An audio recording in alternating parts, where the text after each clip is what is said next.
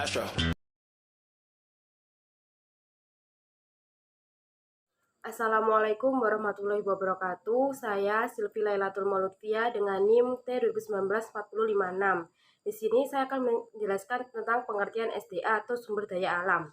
Sumber daya alam adalah segala sesuatu yang berasal dari alam yang dapat digunakan untuk memenuhi kebutuhan hidup manusia.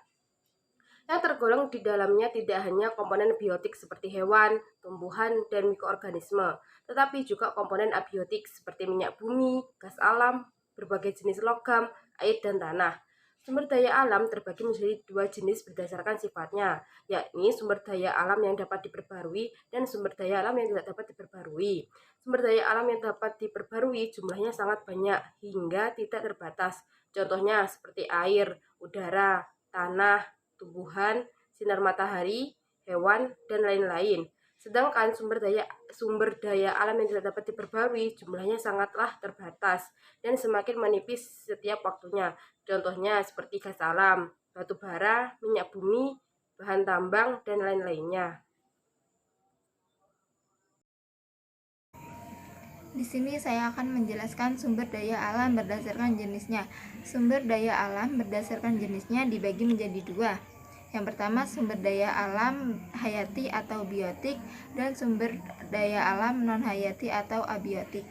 Sumber daya alam hayati atau biotik adalah sumber daya alam yang berasal dari makhluk hidup, yaitu hewan dan tumbuh-tumbuhan. Sumber daya alam hayati ini dibedakan menjadi dua. Yang pertama, sumber daya alam hayati berasal dari hewan atau binatang seperti telur, daging, ikan, dan lain sebagainya. Sedangkan sumber daya alam nabati adalah sumber daya alam yang berasal dari tumbuh-tumbuhan dan merupakan produsen penyusun utama dari rantai makanan. Yang kedua, sumber daya alam non-hayati atau abiotik. Sumber daya alam non-hayati ini berasal dari benda-benda mati seperti tanah, air, udara, sinar matahari, dan hasil tambang. Baik, selanjutnya nama saya GM Rizka Zanahria dengan NIM T2019-4045.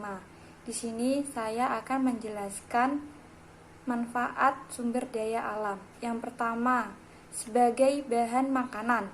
Contohnya, singkong untuk membuat tepung tapioka, ikan untuk aneka masakan, padi untuk pembuatan tepung dan makanan pokok, ayam dan bebek untuk dimanfaatkan telur dan dagingnya, sapi dan kambing untuk diambil daging dan susunya, kedelai untuk bahan pembuatan kecap, dan sebagainya.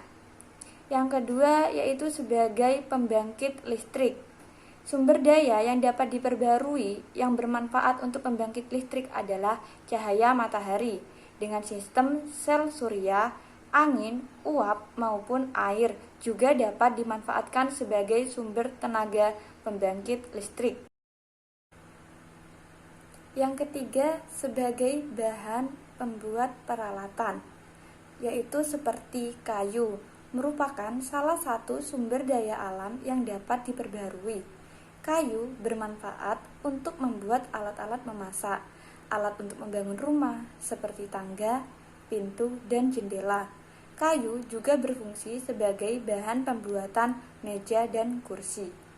Yang keempat, sebagai bahan pembuatan obat dan kosmetik. Bahan-bahan herbal seperti jahe, daun sirih untuk bahan pembuatan obat tradisional. Sedangkan cangkang binatang laut adalah salah satu sumber daya alam yang dapat digunakan sebagai bahan baku pembuatan berbagai kosmetik seperti lipstik. Assalamualaikum warahmatullahi wabarakatuh. Di sini saya akan melanjutkan penjelasan dari sebelumnya. Jadi, manfaat sumber daya alam selanjutnya adalah sebagai pembuat baju. Jadi, salah satu sumber daya alam yang dijadikan baju adalah kapas. Jadi, kapas akan diproses menjadi benang, lalu benang akan diproses menjadi kain, dan kain itu akan dijadikan baju. Yang selanjutnya adalah manfaat sumber daya alam adalah sebagai bahan bakar. Jadi salah satu dari sumber daya alam yang tidak dapat diperbarui adalah dijadikan bahan bakar seperti bensin, solar, dan lain-lainnya, minyak gas atau gas LPG itu. Jadi sekian dari saya. Wassalamualaikum warahmatullahi wabarakatuh. Oke, saya di sini akan melanjutkan pembahasan tentang manfaat sumber daya alam. Poin yang ketujuh ialah membuat peralatan. Jadi, bahan yang dipergunakan untuk membuat peralatan yakni ada besi, tembaga, nikel, dan logam-logam lainnya. Yang mana bahan-bahan ini termasuk sebagai sumber daya yang tidak dapat diperbaharui.